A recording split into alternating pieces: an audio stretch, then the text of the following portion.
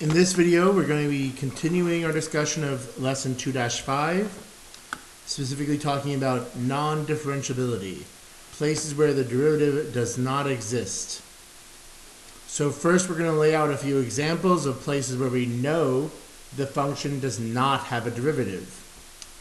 The whole, both the whole with a point above it, or below it, or just nothing there. All those kinds of wholes, all removable discontinuities, because whole is the only kind of removable discontinuity, will have no derivative. Why? Because since I don't have a point here, even though it looks like the tangent line should be this, there's nothing with the tangent line to actually connect to. So there's no tangent line here. I can't draw a tangent line to a point that doesn't exist. If the point was down here, we'd have a different problem. Again, this is still a whole, but now the place where I want to draw the tangent line looking at the behavior of the function doesn't actually hit the point that's on the graph. So holes will cause a lot of problems still. There's still the nicest kind of problem we can have in this class of category, but it's not good enough. Jump.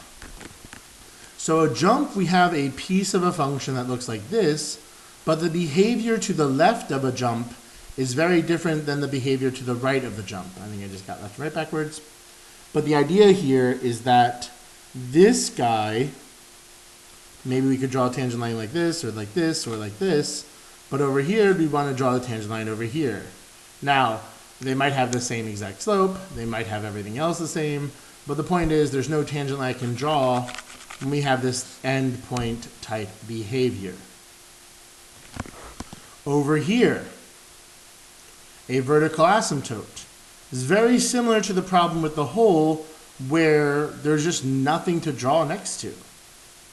There's also similar to the problems of the jump, where on the left-hand side of the asymptote, I have these kinds of tangent lines, and on the right hand, I have these kinds of tangent lines. Very similar maybe, but just nothing we can do, no tangent line I can draw. These three are all, of course, our discontinuity examples for most of this class. These are the main kind of discontinuities we will consider. So discontinuities will ruin differentiability. Just ruin it. On the other hand, our sharp turn is a function that is continuous. A function that is continuous. Ooh, look at that. So beautiful. But it has a problem. So this function we could call f of x equals, perhaps it's absolute value of x minus 1. It looks like that. Absolute value, in general, we should be very concerned about, because absolute values have these corners, sharp turns, cusps, sometimes they would be called. So, we would have a tangent line like that on the right-hand side, and maybe we want to have a tangent line like that on the left-hand side.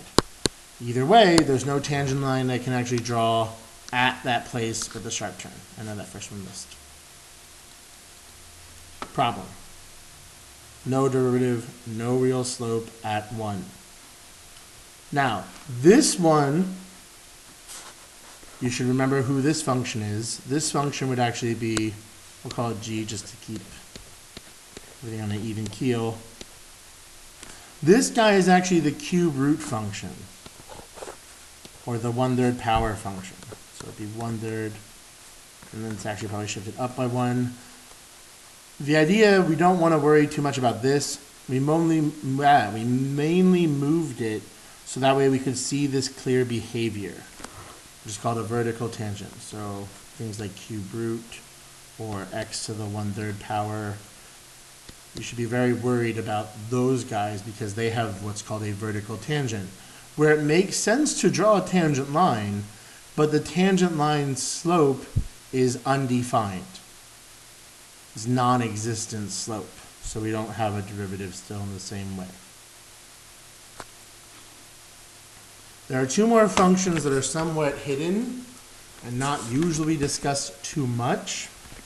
The first function I'll talk about right now is x to the, so we'll call it h, I guess, x to the 2/3,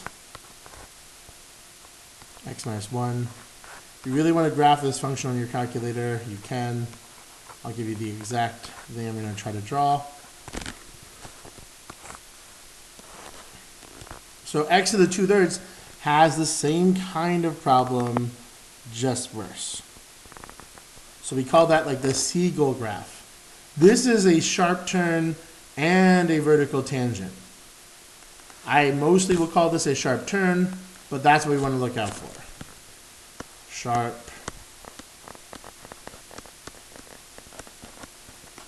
plus vertical tangent.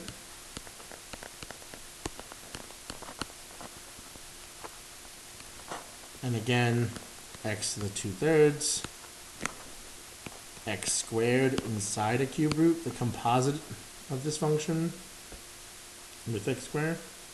Very bad shape. And then the last one that comes up on some tests and will come up every once in a while in general in your life, day to day. I don't know, I'm just going to get rid of it. Lost the title. Is maybe a y. Call it y equals the square root of x minus 1 plus 1 on the outside. Now, maybe you're thinking, that's probably fine. So this starts here at 1, 1 and just shoots off. So we can call that a sharp turn. We can call that an endpoint. You might be able to call it a discontinuity. Either way, that's a problem. So we can call that just a problem. Endpoint. And we have root x or x to the 1/2. There'll be a problem right there. There's no tangent I can draw because I don't know what the behavior on the other side of that was. So just be careful when you see any of those kinds of functions. Be careful of functions you know have discontinuity problems. Be careful of functions you know have sharp turns or vertical tangents or both, like the cusp function, the bird function, or this one. Full story. So these 5 characteristics, and again, we're talking about the square root and the x to the 2/3 as having one of those characteristics, whichever one you want to think of, destroy differentiability. So whenever you see one of these 5 things, you should make a note that, the function will not be differentiable. Maybe because it has a hole, maybe because it has a jump, maybe it has a vertical asymptote, sharp turn, vertical tangent lines. Here's the summing up. If a function is not continuous, it is not differentiable. However, we might be continuous and still fail to be differentiable, like in the last 2 pictures we drew, or that were there for us. The ones we drew also are not differentiable and also are technically continuous on their natural domains, but still have problems. So here's how these examples look like. Careful about the piecewise functions, that still gives students the most trouble. So I would say this function is a function that is not differentiable everywhere. If I had to list the x value exactly where it's not differentiable, I would say it's not differentiable at x equals 0, because there's a sharp turn.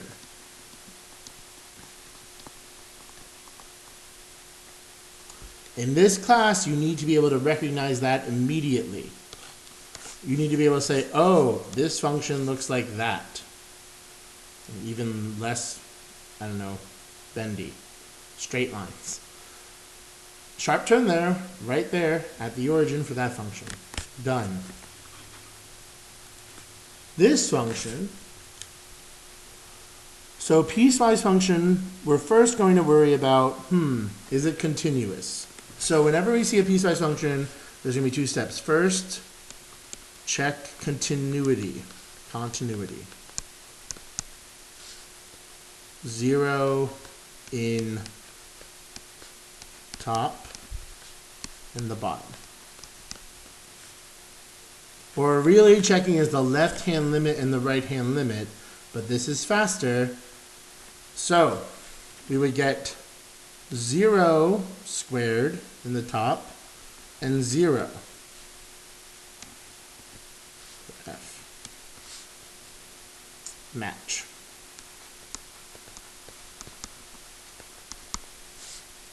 However, now that we're not just checking continuity, we're going to have to check differentiability.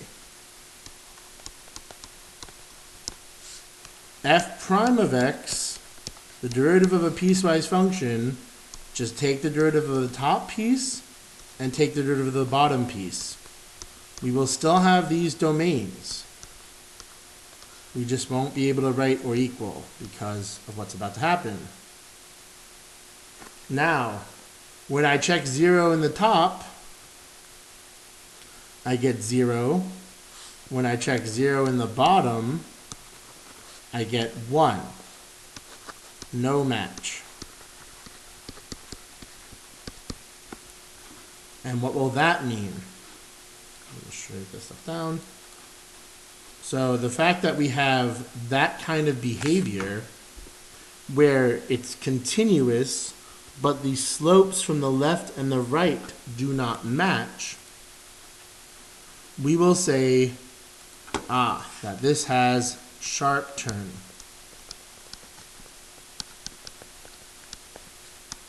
At x equals 0. So it's not differentiable at x equals 0. If you want to be able to visualize this function, it's a parabola on the right and then a straight line on the left.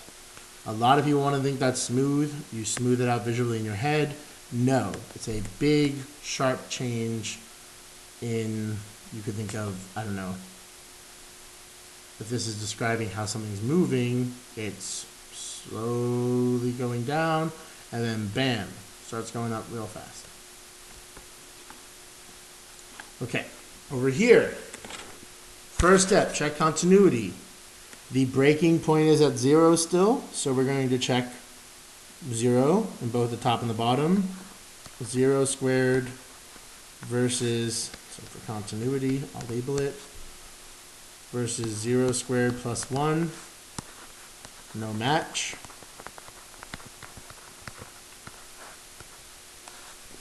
Not continuous at x equals 0. And in fact, we know that's a jump. And again, I can do all that without graphing it. It's still important to be able to graph it if you're that kind of person. Some people say, oh, shouldn't you call it a sharp turn and a jump? No. The main thing that rules it out is a jump. The discontinuity is a bigger problem than just that sharp turn there. Next, this function. Now for this function, again, we're not asking you to draw the graph every single time.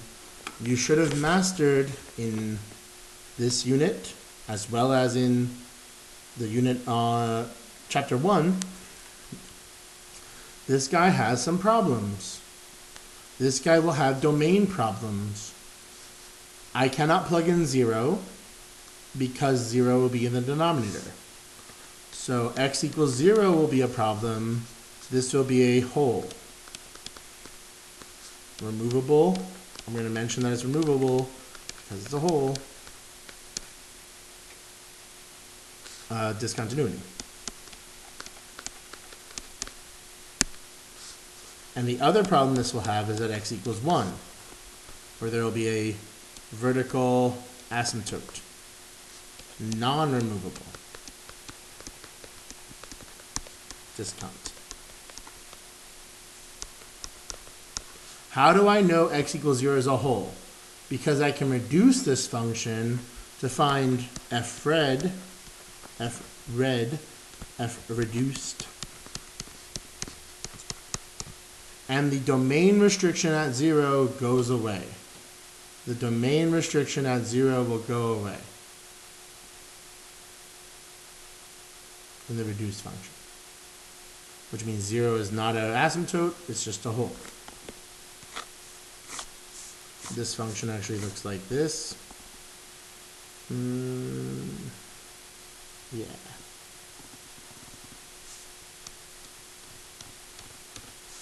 That's a horizontal asymptote 0.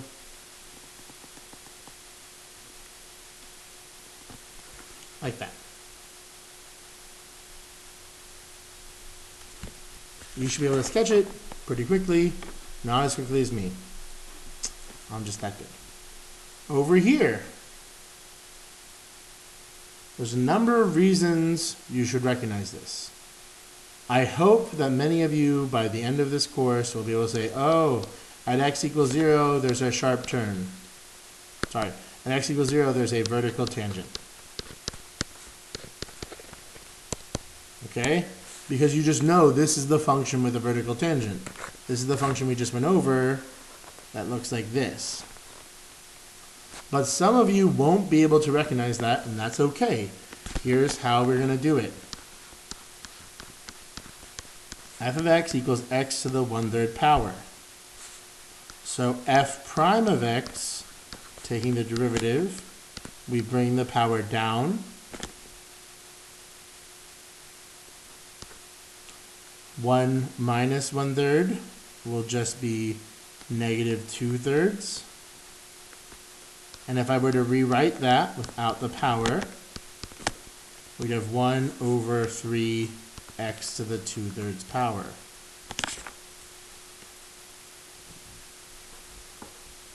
And we can see that this has a problem at 0. Specifically, this function, the derivative function, will have an asymptote at x equals 0. And that's how I know it'll have an infinite vertical tangent line at x equals 0. You can also call it a sharp turn here, but I think that's a little inelegant. I recall I didn't talk about the derivative here. I hope I don't need to at this point. I brought the 2 down. I decreased the power by 1. The derivative of x is 1. Why? Because the slope of a line, 1x, is 1. The derivative of x is hard for some students. I'll go over this one more time. You can say it's x to the 1. If f of x equals x to the 1, then f prime, 1x to the 1 minus 1 is 0. X to the 0 is just 1. Okay? But again, the way we want you to get, oh, the slope of 1x, the line 1x, is just 1. And we learned that in pre-calculus. Okay, that's it for this unit. Oh, sorry, that's not it for this unit. That's it for this video on non-differentiability. Memorize the fact that these 5 things cause deep problems for the function's differentiability, the ability to take the derivative, sharp turns, absolute value, careful about jumps and sharp turns in the piecewise functions, rational polynomials, discontinuities, cubic roots, square roots, sharp turns, vertical tangents, etc. That's it for now. Go work on some non-differentiability problems, and have a great day. Bye-bye.